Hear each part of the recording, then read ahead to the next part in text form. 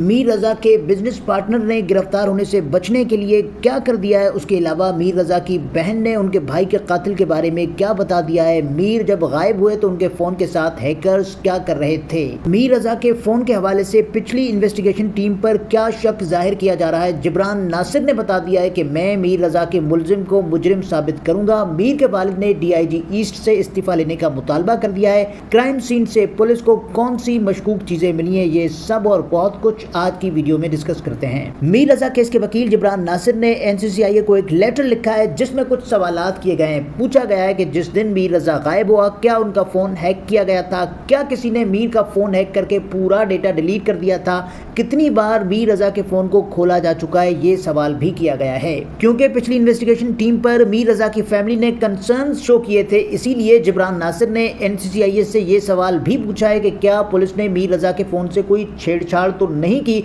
और अगर की है तो कितनी बार की है। ये भी पूछा गया है कि अगर मीर रजा का फोन हैक हो चुका था तो उसका कंट्रोल किसके पास था, और मीर रजा जब घर से निकले तो उससे कितनी देर पहले या कितनी देर बाद उनके सोशल मीडिया अकाउंट्स डिलीट हो गए या कर दिए गए। अगर कर दिए गए तो किसने हैक किए। जिब्रान नासिर ये बताते हैं कि मीर रजा का iCloud अकाउंट उनकी डेथ के 2 दिन बाद किसी डिवाइस पर लॉगिन हुआ है।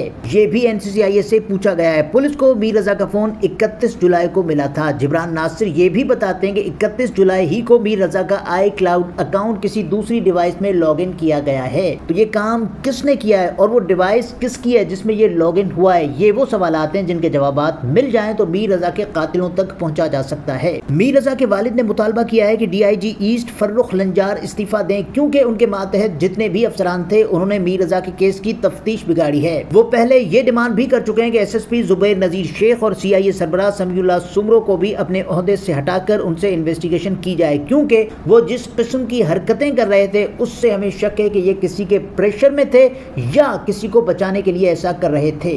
जिब्रान नासिर ने पिछली इन्वेस्टिगेशन टीम को बहुत एक्सपोज किया था। उन्होंने कहा था कि काफी दिन गुजर जाने के बावजूद रजा के वालिद यानी मुद्दई का बयान तक नहीं लिया गया, और तहकीकात का ये आलम है कि समीउल्लाह सुमरो मीर रजा की स्मार्ट वॉच अपनी जेब में लेकर घूम रहे थे। गेस्ट हाउस के CCTV के DVR के बारे में मीर रजा के वालिद ने बताया था कि SHO फिरोजाबाद वो एविडेंस अपनी गाड़ी की डिक्की में लेकर घूम रहे थे। बहरहाल अब मुद्दई यानी मीर रजा के वालिद का बयान 15 दिन बाद रिकॉर्ड कर दिया गया है। जिब्रान नासिर कहते हैं कि ये इसलिए भी जरूरी था क्योंकि कल को जब अदालत पूछेगी कि रजा की हलाकत 29 को हुई और आपका बयान इतने दिन बाद क्यों आया है, तो क्या आप इतने दिन तक ये सोच रहे थे कि किसी को फंसाना है या किसी को बचाना है। तो कानूनी पेचीदगियों से बचने के लिए मीर रजा के वालिद का बयान रिकॉर्ड किया जाना जरूरी था। जिब्रान कहते हैं मेरा काम कातिल के पकड़े जाने के बाद शुरू होता है। वो मुलजिम होगा, उसको मुजरिम साबित करना मेरा काम है, लेकिन ये भी तभी मुमकिन हो पाएगा जब केस में कानूनी सुकम नहीं होगा। मीर रजा के मुमकिना कातिल के हवाले से उनकी बहन ने बताया कि रजा को जिस किसी ने भी बुलाया होगा, मुझे लगता है कि रजा उसको जानता जरूर होगा। ये नहीं हो सकता कि रात के उस पहर एक सुनसान इलाके में रजा किसी अजनबी के पास चला जाए। वो ये कहती हैं कि जो भी इस केस में इन्वॉल्व होगा वो शायद कोई करीबी ही हो।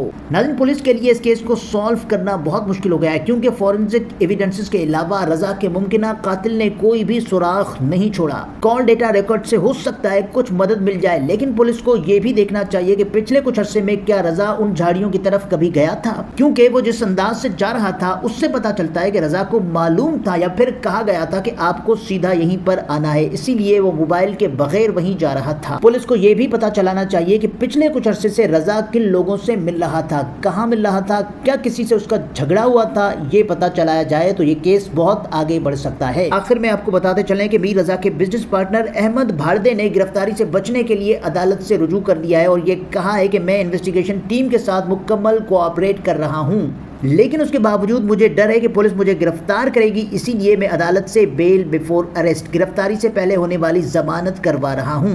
अदालत ने उनकी रिक्वेस्ट मंजूर कर ली है। अब जब तक मीर के बिजनेस पार्टनर के खिलाफ कोई ठोस सबूत नहीं होंगे तब तक पुलिस उनको हाथ नहीं लगा सकती, या फिर जब तक अदालत उनकी जमानत रिजेक्ट नहीं करती तब तक वो सेफ हैं। पुलिस को अभी तक मीर रजा केस का एक्चुअल क्राइम सीन नहीं मिला है, लेकिन जहां से रजा की बॉडी मिली थी वहां पास ही वाटर बोर्ड की बिल्डिंग थी, जहां रजा के वालिद ने कहा कि उन्होंने انہوں نے کچھ تیزاب جیسی بوتلیں دیکھی ہیں۔ انہوں نے یہ شک ظاہر کیا کہ کہیں یہی تو وہ بوتلیں نہیں ہیں جن سے رضا پر تیزاب چھڑکا گیا ہو۔ پولیس نے وہ بوتلیں اپنی تحویل میں لے لی ہیں اور ان کو فورنسک کے لیے بھیج دیا گیا ہے۔ ناظرین، آپ کو کیا لگتا ہے، کیا یہ کیس پولیس سالو کر پائے گی؟ اور اگر یہ کیس سالو ہو گیا تو کتنے دن لگیں گے؟ آپ لوگوں کو کیا لگتا ہے کہ اس کیس میں جو ثبوت ملے ہیں ان میں سے ایسا کون سا ثبوت ہے جو میر رضا کے اصل قاتل تک پہنچائے گا؟